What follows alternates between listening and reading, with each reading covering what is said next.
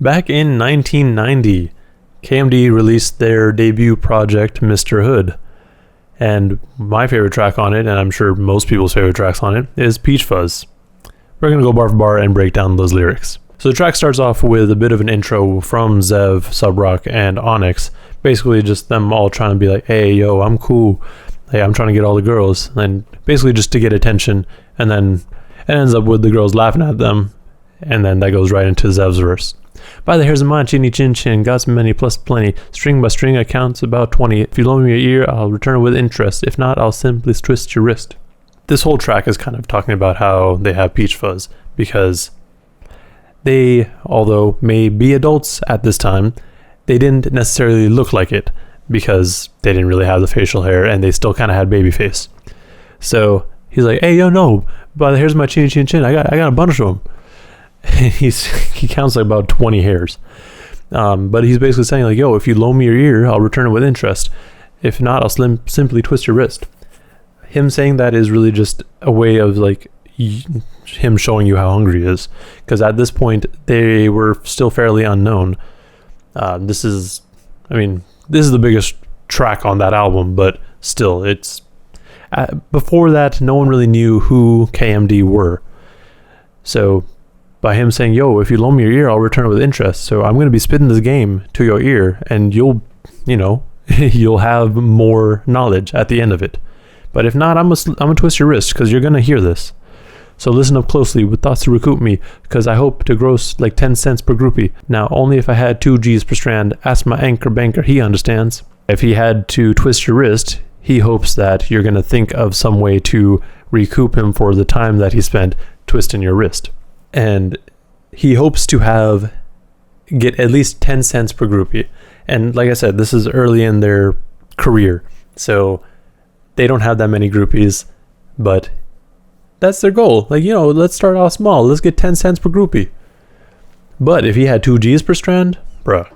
I used to wrap my hand around a cold gold can. Someone once said health is wealth, so check yourself. I got the perfect checkup, except for a hiccup, roll and no stick up. How can I keep the Goya nectars on my shelf? He used to wrap his hand around a cold gold can, which could either be a spray paint can, because they were a graffiti crew to begin with, or it could just be a can of beer. But then he's like, yo, someone said health is wealth. I mean, when you are healthy, you are worth more, not necessarily just to yourself, but just to everyone around you. But I think most importantly to yourself. But he's like, yo, check yourself. And he's got a perfect checkup except for the hiccup. And then roll with no stick up. If he's going off of the wealth bit, he's like, yo, I have a roll of money and I didn't have to stick no one up for it. And then the Goya nectars, I think that's just in reference to like those juice cans, like back in the day. I think they still make them. Oh boy, how I searched for an employer, but before Z.L. Huckleberry Finn was in Tom Sawyer. Now use your imagination just a smidgen. If I was a bird, I'd be a pigeon. In reference to the Goya nectars on his shelf line, he's trying to keep them on his shelf because, that's what he likes. So he's been looking for an employer. But in reference to Tom Sawyer, Huckleberry Finn was a character in that book prior to getting his own book.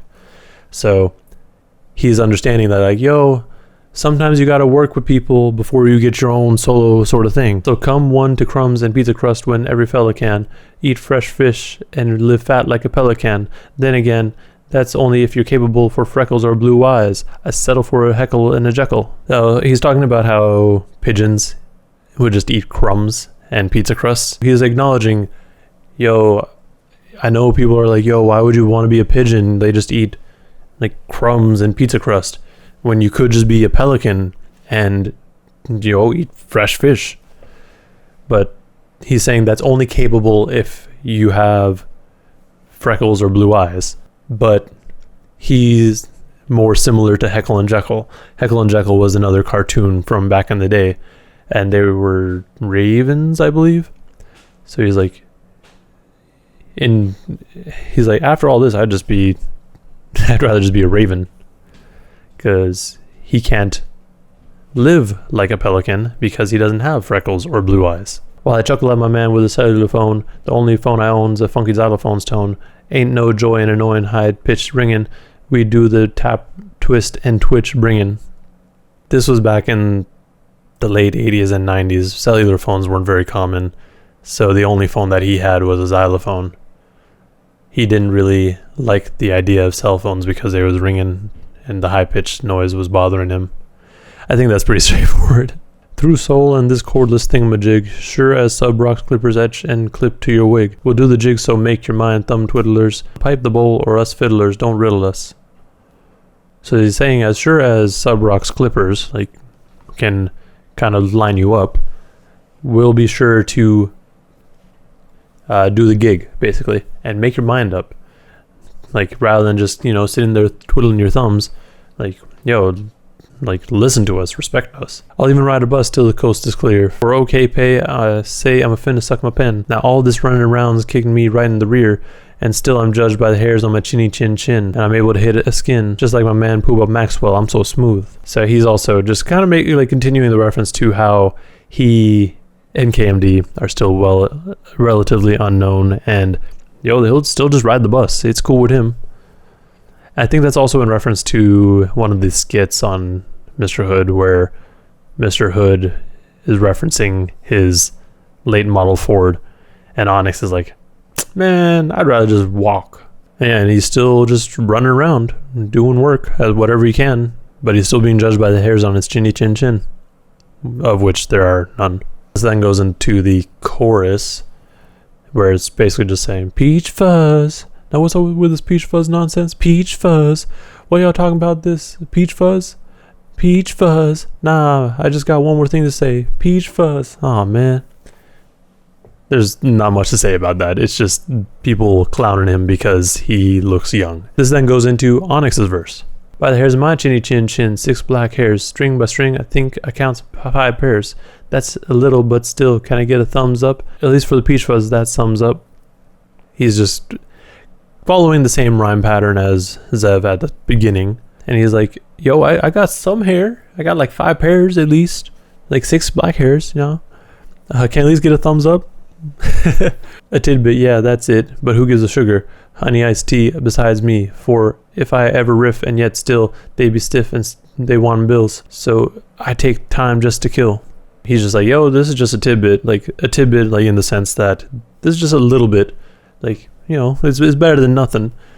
But who gives a shit besides me? Because in reality, like most people don't care. You're the only one who really cares about this particular issue. I say cute as for a bear, teddy bear like Teddy Ruxpin. Would I be handsome if I pimped it in a tux then? Smoked a cigar with some black shiny shoes then. Picked up some friends in my Benz and start cruising. Teddy Ruxpin was a teddy bear. And he's like, oh yeah, I'm cute like Teddy Ruxpin. But would I be handsome if I was in a tux and pimped? And then if I was smoking cigars and, had some shiny black shoes, then would I be handsome? Or if I picked up some of my friends in a Benz and started cruising? He's looking at what a lot of people were saying is like, oh, that's handsome. Oh, that's attractive. Like, and just kind of being like, yo, it really ain't all that. Trying to show that it's more than the material things. That's a dream that I ain't even living in. If that makes a man, surely I recommend.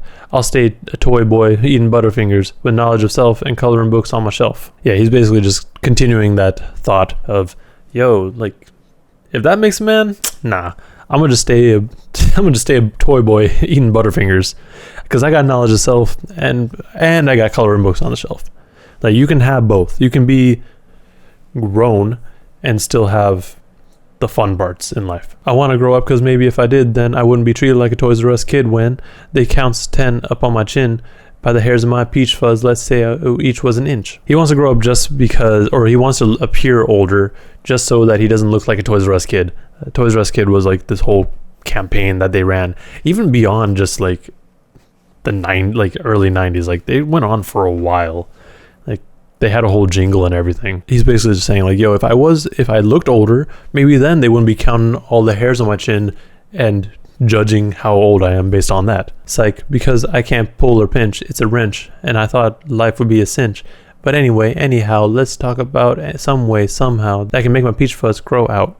This is following the previous bar where he was saying each of the hairs of his Peachfuzz were about an inch. But no, that's a lie. He can't even pinch or pull on it. And now he's just trying to think of some way, somehow, to grow his Peachfuzz out. But That's not how that works. Really? Do I need a beard that grows with no pause just to be respected and resemble Santa Claus? Hear this clear, I'm a man, I tell you. No dreams or drugs like the slugs will I ever sell you. This is still just going on like, yo, I don't need to have a full ass beard to be treated and like respected like a man. Like, do I have to look like Santa Claus? Nah, I am a man. A man I am in the body of a youth. So don't play me like I'm born universe truth. So when I knock at your hearts, let me in and judge me not by the hairs on my chin. Yeah, just continuing, yo. I am a man. I may be in the body of a youth, but I know things. I am bigger than just my age. I am not just this boy that you see. I am a grown man. There's a lot more to me than that. Yeah, and then the rest of the track is really just playing out the beat with just snippets from Onyx and Zev talking about how, yo, I don't eat pork. How can I be smooth as Doc York? And just basically saying how smooth they is and how the women that are laughing at them should be interested in them and not treat them like children. This track, I mean, it's just fun. It's a fun song, and there's not a whole lot that needs to be dissected here necessarily. This is really just more for the fun of it. This song in general is really just talking about how although they may look young, they are grown and they may know some things. They are knowledgeable given their age. But yeah, this song is fun. I really enjoy this. I've been listening to it a bunch, getting ready for chapter 2 of the Book of Doom. But yeah, let me know in the comments below if I missed anything or misinterpreted anything, because that is always a possibility. Anyways, like and subscribe if you want to see more content like this and other breakdowns. Also be subscribed if you want to check out the Book of Doom chapter 2, which should be dropping tomorrow. Anyways, thank you for watching, and please stay safe out there.